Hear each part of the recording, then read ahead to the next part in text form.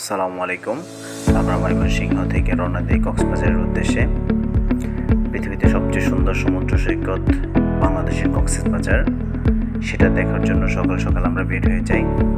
মোটামুটি আমরা একটু লং টাইম হলেও এয়ারপোর্ট পৌঁছাই। এয়ারপোর্ট যাওয়ার পর নতুন কিছু অভিজ্ঞতা হলো, যা পূর্বে ছিল না। বিমান জার্নিটা সত্যি অসাধারণ ছিল।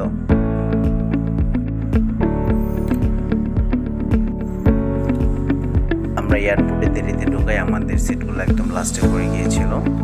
এভাবেই আমরা মোটামুটি কক্সবাজার যাই। কক্সবাজার নামার পর কিছু পিক নেই, অনেক ভালো লাগে বিমান জার্নিটা। অবশেষে আমরা চলে আসলাম কক্সবাজার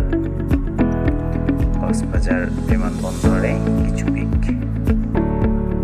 ভালোই লাগছিল। কক্সবাজার আসার সাথে সাথে মনটা পরিষ্কার হয়ে যায়। বাংলাদেশের এক প্রান্তে কক্সবাজার, আসার পরেই খাওয়া দাওয়া,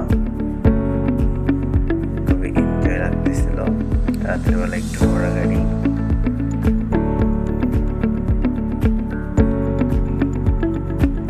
বিমানের ভিতরের দৃশ্যগুলো খুব সুন্দর ছিল,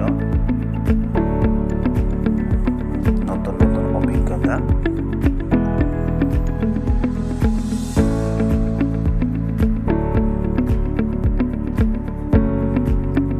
বিমানের লাস্ট সিটগুলোতে আমরাই বসেছিলাম।